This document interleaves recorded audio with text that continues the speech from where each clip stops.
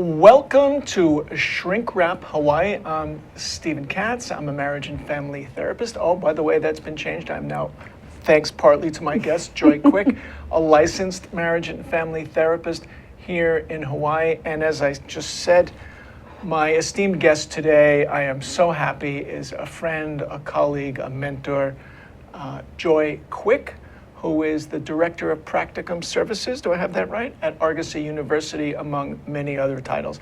Welcome, Joy. Thank you so much, Steve. It's really great to have you here. It's wonderful to be here, too. So I don't know, should we do like a biography first? Okay, that sounds good. Where are you from? I don't even know that. I was born in Cincinnati, Ohio. Wow, and how long did you stay in Cincinnati? 5 years. Aha.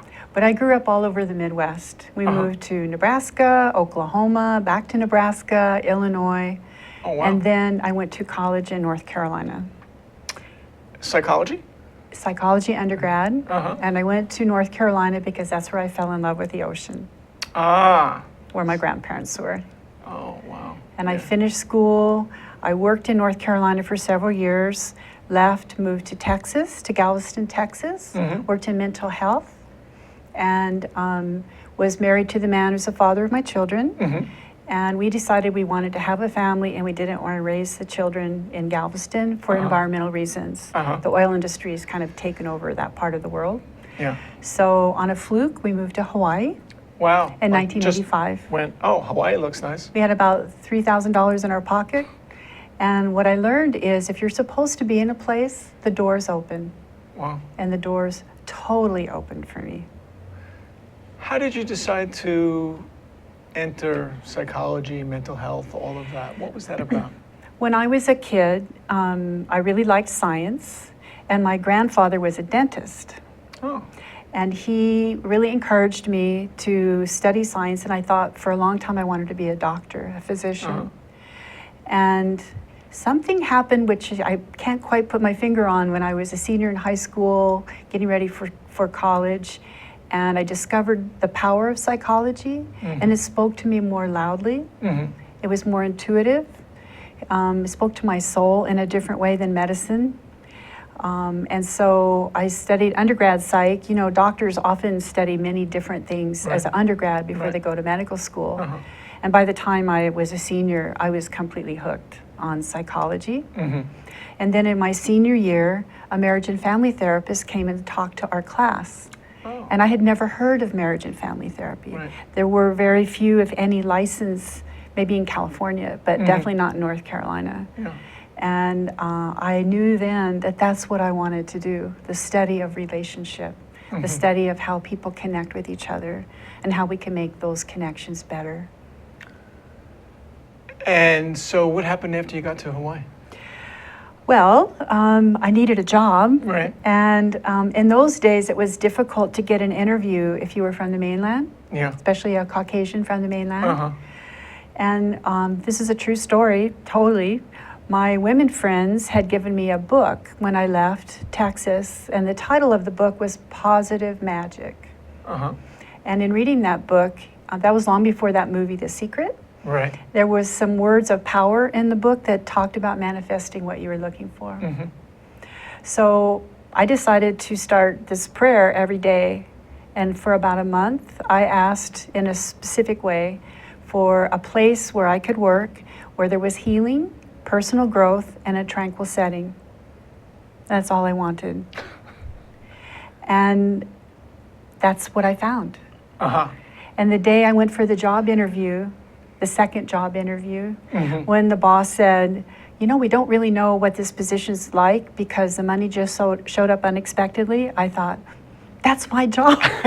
And it was. And I stayed there for 24 years. Wow. That was at what is now Addiction Treatment Services? Salvation Army Addiction Treatment Services. Of Poly. Yeah, so full disclosure, I was an intern there. Yes, you were. And you were my supervisor there. Yes. And you were very nice to me. And I had a lot to learn. And thank you for that. And it's our pleasure. So now where are you? Now I'm at Argosy University, Hawaii, which is right down the street. And we have a marriage and family therapy training program my part of that is to work with students in their practicum, which is their whole second year, when they're working in the field, and usually a nonprofit, learning how to work with clients. So you remember what that's like. Yeah, you're clueless. I mean, as a student, you're a little bit scared. You think you don't know what you're doing, and you don't, and it's very confusing. And you have to practice. Yeah, that's why they call it a practice. I That's guess. right. And so, hopefully students choose wisely and work with a mentor, supervisor in the field, right, who they meet with at least once a week, if not more often, who knows the day-to-day challenges that they're dealing with. And in addition, they come to class once a week. And they can come to my class or another teacher's class for an hour and a half, and they talk about their experiences, both in terms of personal experiences, professional experiences, their clients, their supervisor, anything that's related to the experience. And we support them and hopefully facilitate their learning so that they can actually develop skills and become a therapist. Okay, so now looking at it from the other side, rather than the therapist side, but from the person who has never done therapy, how does a person know if they should seek therapy? What kind of people seek therapy? Powerful question. Anybody can seek therapy. And in fact, I highly recommend it for just about all of us. And it doesn't mean there's something wrong. There doesn't mean there's pathology or hidden secrets or horrible things that are going to be uncovered. But the thing about working with a therapist is a trained person can help you see aspects of yourself that have been hidden, and that more information is now available to you in terms of having opportunities to access your choices, your challenges, your hopes, and your dreams. So there's a self-development part of therapy, as well as helping you develop coping skills, or learning to let go, or having more support to look at things that have been really hard and challenging for years and years. Every one of us has wounds from our childhood, no matter how great our parents were. And that just seems to be the human condition. And some of us carry those around like a ball and chain for a long time. And they affect our relationships, they affect our health, they affect our choices. And if we can learn to let some of that stuff go, we can be much happier, much more productive, much more in tune with what's really happening versus living in a fantasy or in denial. Or worse, some people are so overwhelmed with what they're going through that they can't handle it, and often will turn to alcohol, drugs, or other addictions just to help them cope. And of course, that spirals out of control pretty quickly. Then they have another problem. They have a bigger problem, right? Right. Yeah, I mean, it sounds great, when you say everybody can come to therapy, and it doesn't mean that there's something wrong with you. But the reality in my practice is, once in a blue moon, I'll get somebody to show up, or a couple that shows up. Everything is pretty good, but we just sort of want to come in for a checkup. Right. And I'm like, really? That's wonderful. Right. Most of the time, somebody's been dealing with issues, whether it's an individual or a couple or family, for years. Right. Before they figure out, it's not working.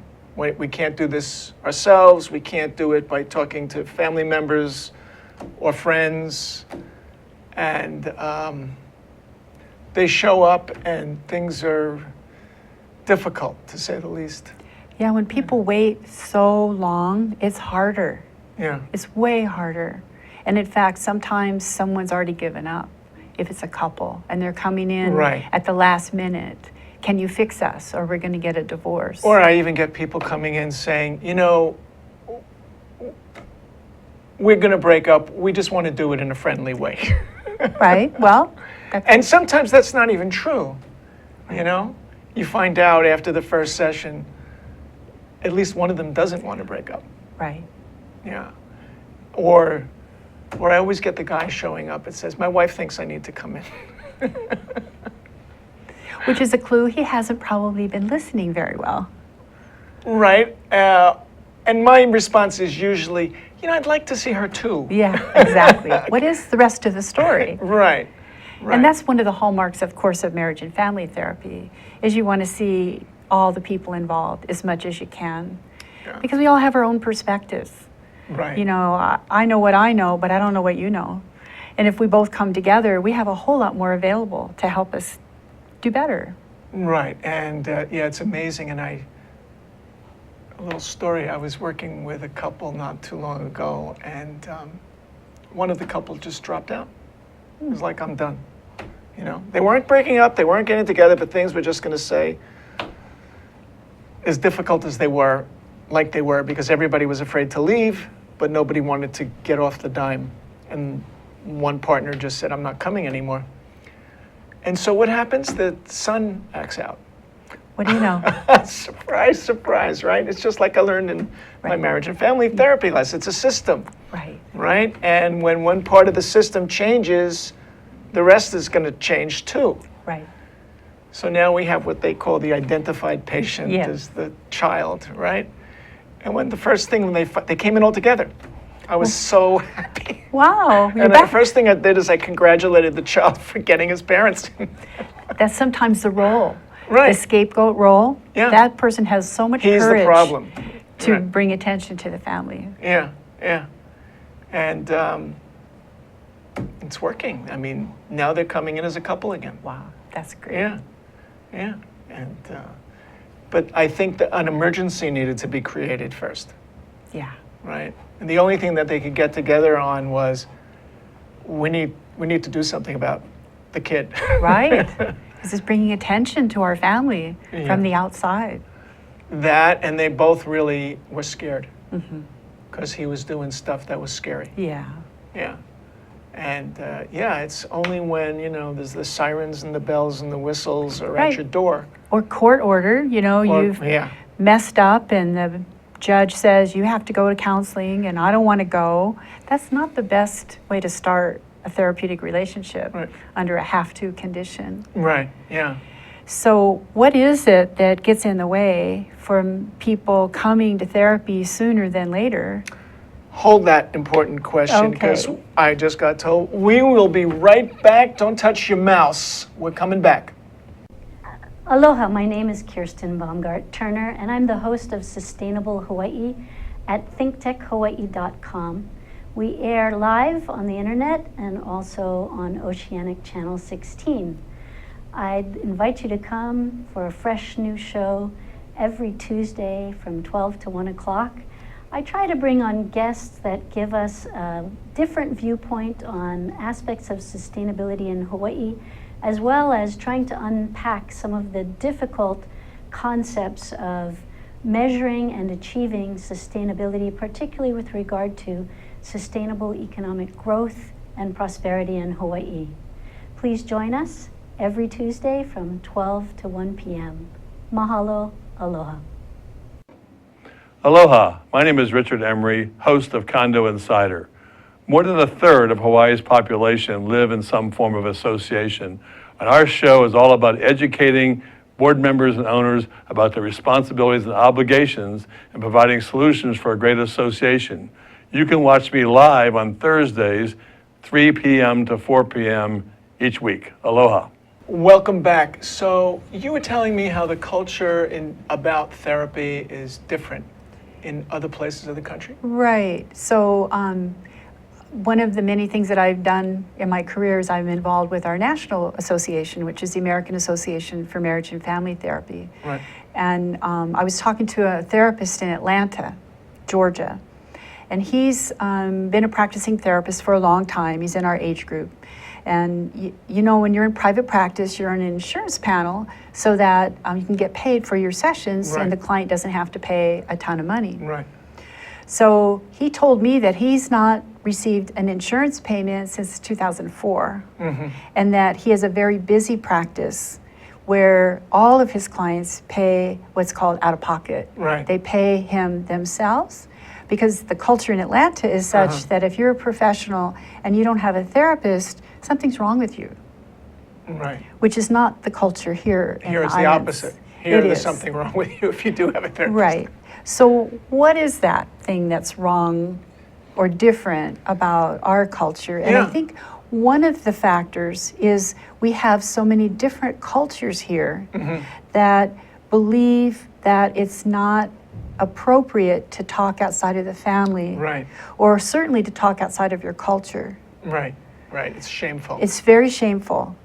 And so people don't ask for help, right. and they sort of suffer in silence, Yeah. which is not a happy situation, and yet that's how it's been for their parents Right. and their grandparents. So there's an expectation that that's how life is. You just suffer, It's hard. and right. life is hard, and then And then you die. you die, right? Which is not exactly my picture. My life is really happy, and I would wish that for everyone. Isn't that what we all want, really? is to Also, be I mean, happy? that's the whole thing about, I hope that if people are paying out of pocket, like one of the things that always irks me is that if you're working through an insurance company, right, on the first day, you got to fill out this little thing that says what's wrong with the client. the diagnosis. The diagnosis, right? Right. You know, adjustment disorder with blah, blah, blah, right? And it's like, which affirms that thinking that there's something wrong with you if you're here. Right. So the people that say to me, oh, I'm just here for a checkup, nothing's wrong. Well, if I was really, meticulously honest, I hope nobody's watching this. I would say, check the box that Nothing says is wrong. fine. Right, exactly. And then they wouldn't pay you. And then they wouldn't pay me. Right. Right.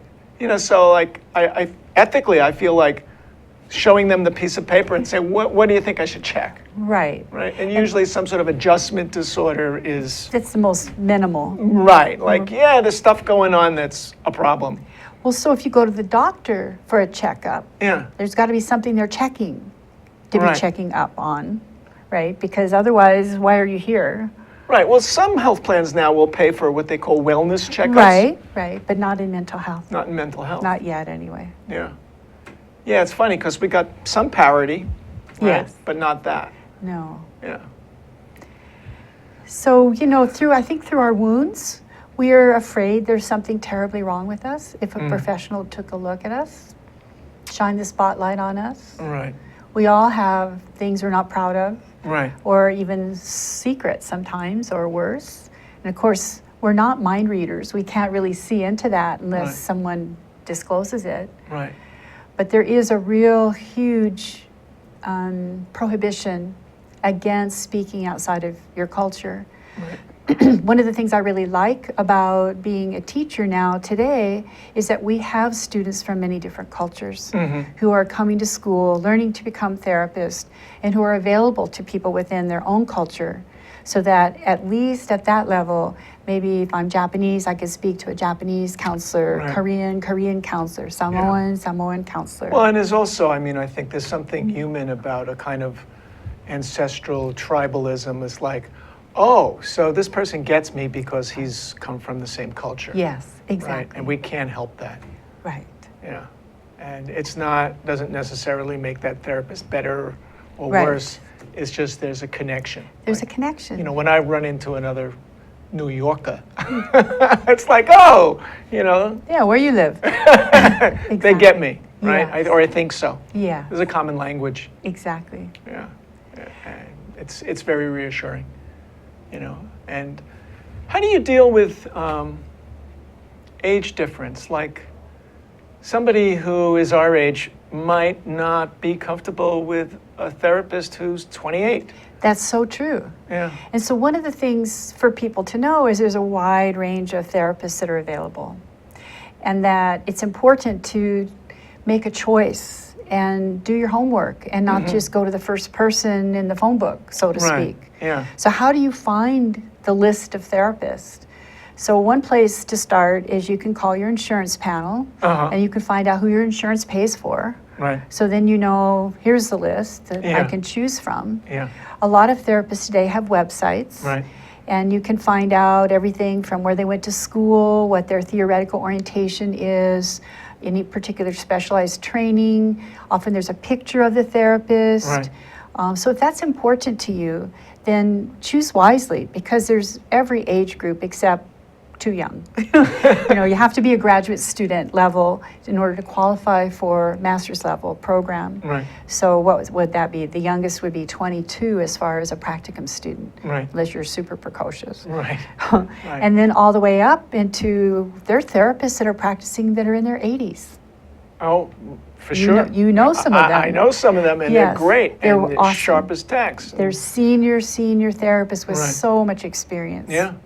Yeah. So you can choose man, woman, you can choose someone who's LGBT, you can Right. choose someone from many different cultures, different ages.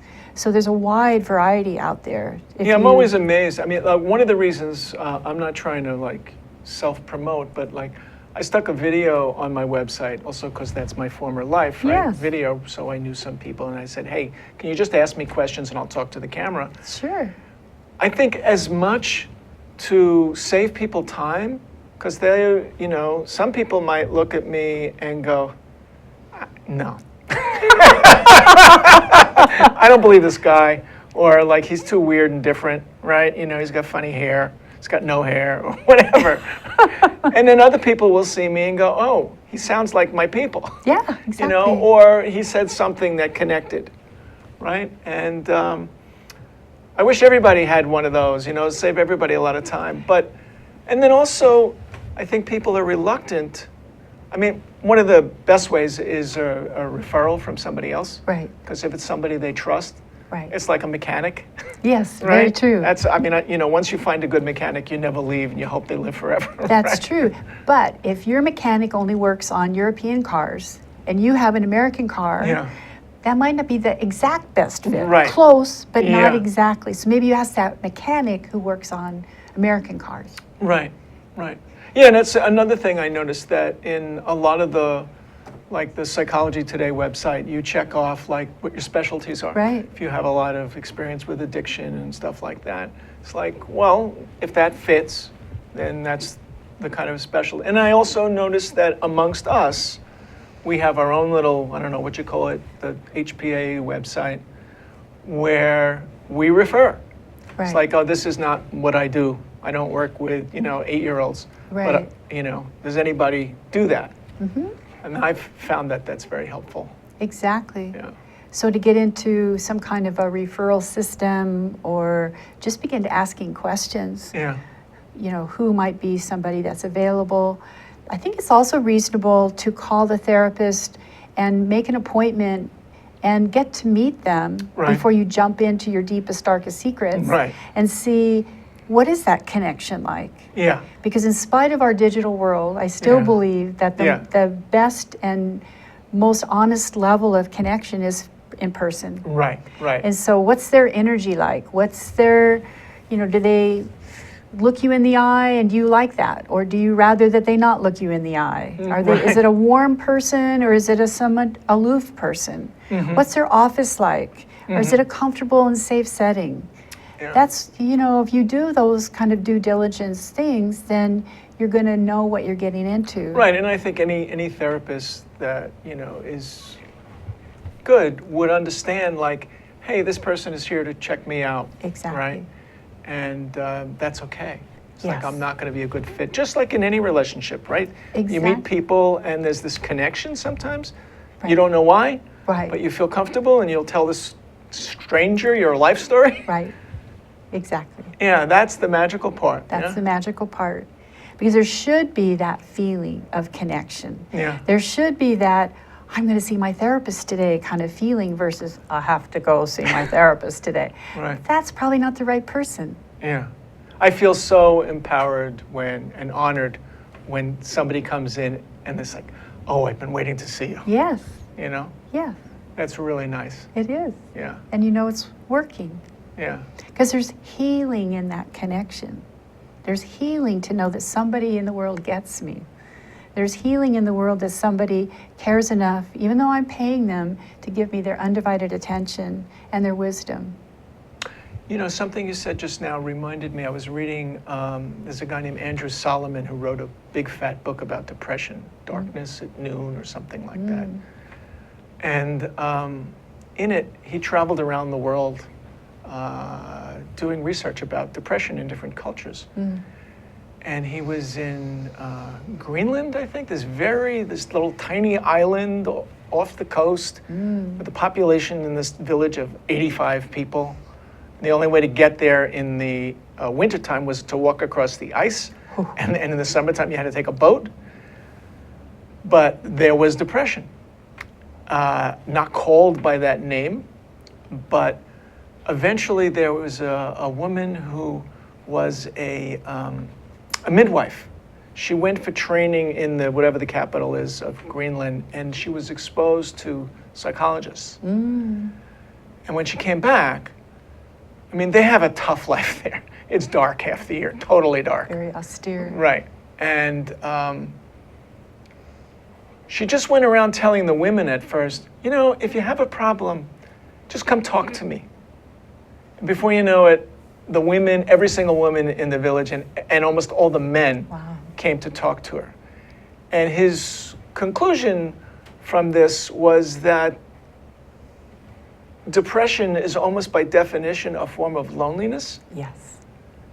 And that, you know, just like in that movie, The Talking Cure, like miraculously, if you can talk about it with another person that's not judging you, but just listening, it's, I don't know why that works, but it really does. And as a therapist, I keep reminding myself, shut up and listen. We call that therapeutic presence. Right, right. Oh, that's a much nicer word. Shut up and listen. That's why you're the teacher. Yeah. I don't know why that works.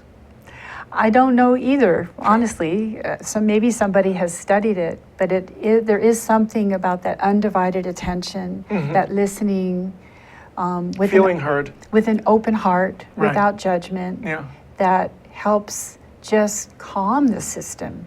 I mean, the first step really is taking a deep breath and relaxing a little bit. I had a therapist one time, and I would go see her, and I would be sitting in the waiting room crying, and every time I would go see her, the very first thing she would do would be make me laugh. Right. And that would give me hope. Don't take yourself so seriously. Yeah. Oh, maybe that's why I'm such a clown. Really, I don't know. Maybe that was a gift that was given to me, is to make people laugh. I thought I was just fooling around. That's part of my job, huh? It's part of your job. Oh, that's good. Yeah, to help us lighten up a little. It's time to take another break. Time is flying by. We'll be back with the final portion of Shrink Wrap Hawaii. I'll see you in a minute. Hi, I'm Donna Blanchard. I'm the host of Center Stage here on Think Tech. This show is so very dear to my heart. We talk with artists of various different ilk here about the process that they go through for their art. So we talk about what they're doing, why they are doing it, how they do it. And it's a show that is inspiring. This is what I hear from people all the time. And a show that will teach you something, sometimes something about yourself. I hope you'll join us. The show is Center Stage. It's on Think Tech every Wednesday at 2 o'clock. We'll see you then. Aloha, this is Maria Mera, and I'm here to invite you to my bilingual show, Viva Hawaii on Think Tech Hawaii, every other Monday at 3 p.m. We're here to inform, motivate, and entertain you. Join us. Hola, soy María Mera y estoy aquí para invitaros a mi show bilingüe Viva Hawaii en Think Tech Hawaii cada 2 lunes a las 3 de la tarde. Estamos aquí para informaros, motivaros y entreteneros. Apuntaros.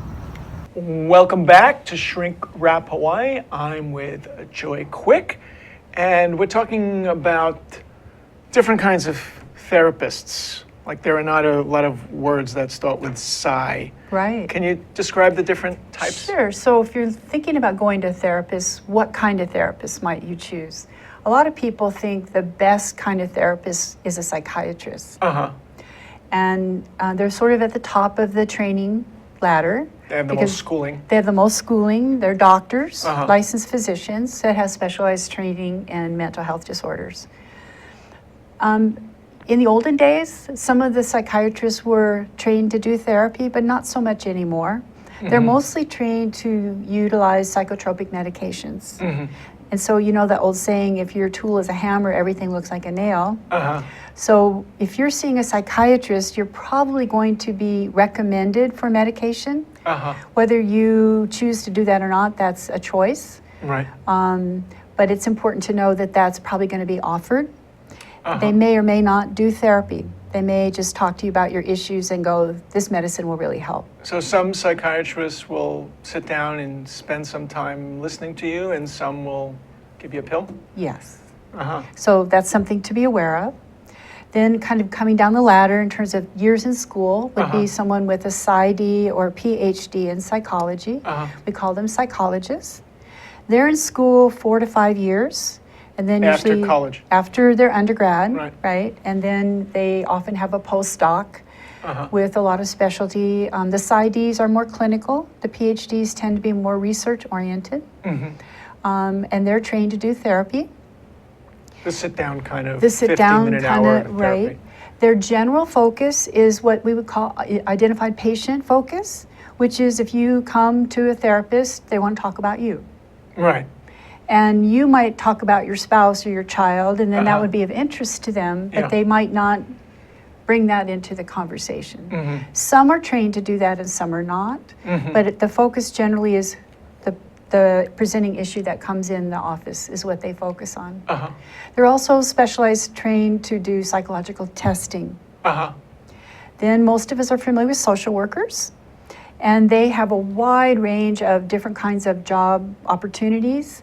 Some are trained to do therapy and some are not. Mm-hmm. So you can't assume that Is all that the difference with the licensed clinical Yes. social worker? Right. Yes. Yeah. So you have to know what their credentials mean. Uh-huh. Some are excellent therapists, Uh-huh. and some really have no training whatsoever. Mm-hmm. You also have in our community a licensed mental health counselor, Uh-huh. which is a fairly new mental health professional. They have about a 2-year degree that's Uh-huh. more generic. Uh-huh. Some of them have good training as therapists and some do not. Mm-hmm. But they're authorized to diagnose and treat mental health disorders. Okay. And then, of course, you and I are Uh-huh. members of a profession called licensed marriage and family therapy.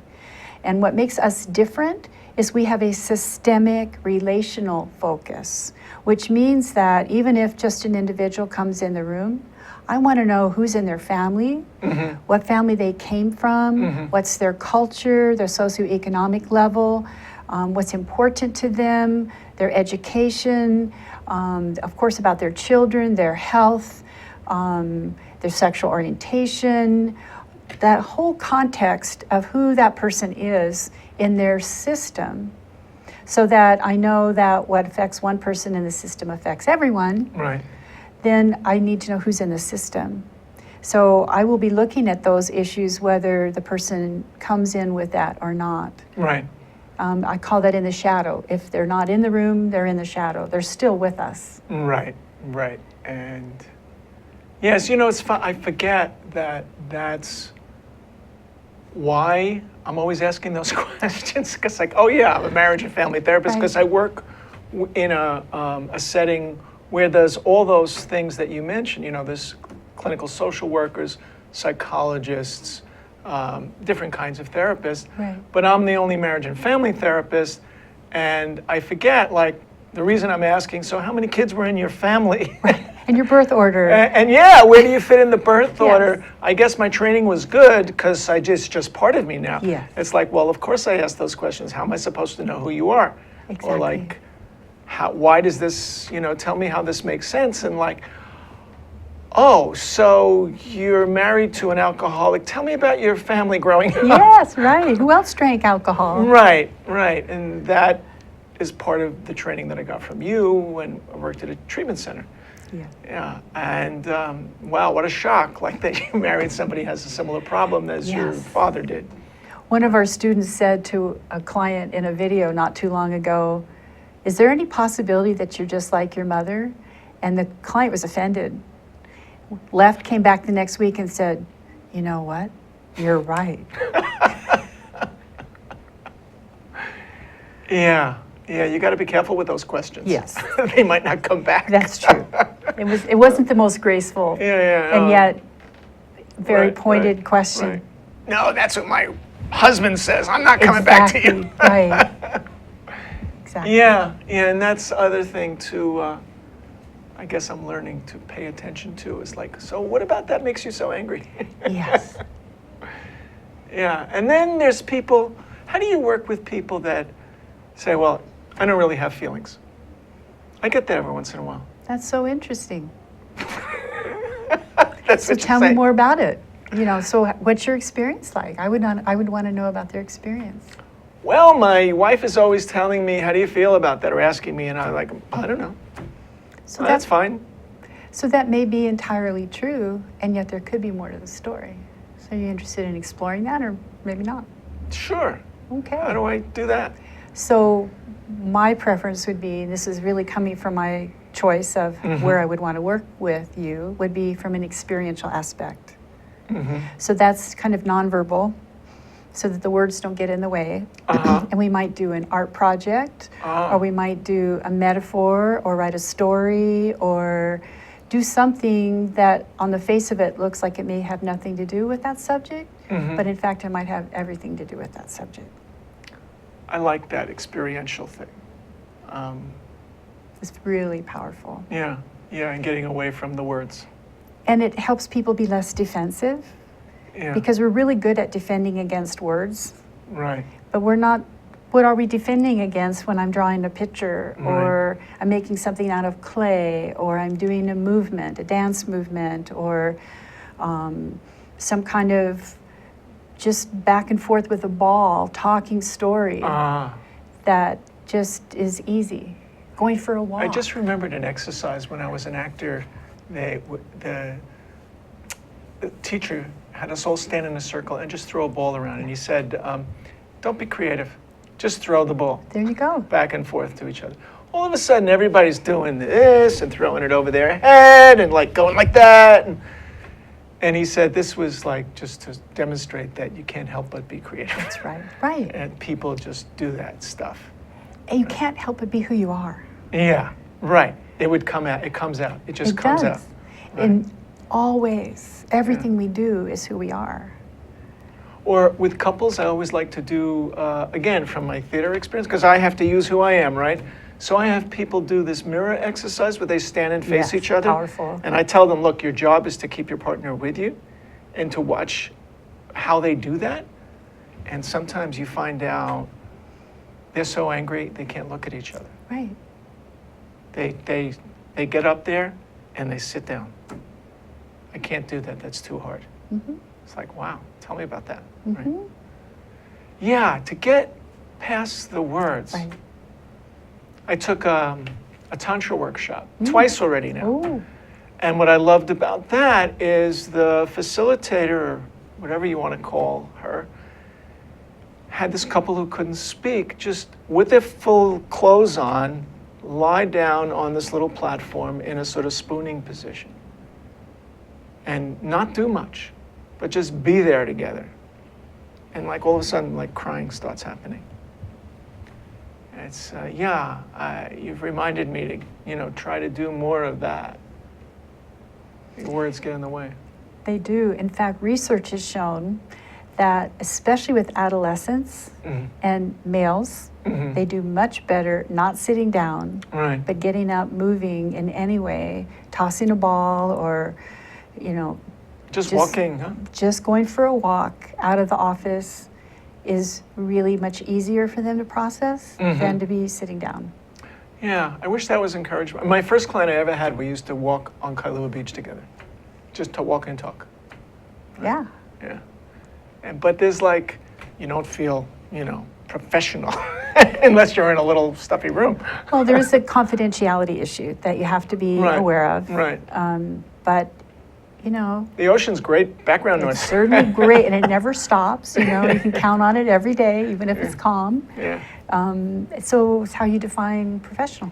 Right. I define it as effective. Right. Yes, so talking about professional, effective, how do you know as a client if this is working for you? That's a great question.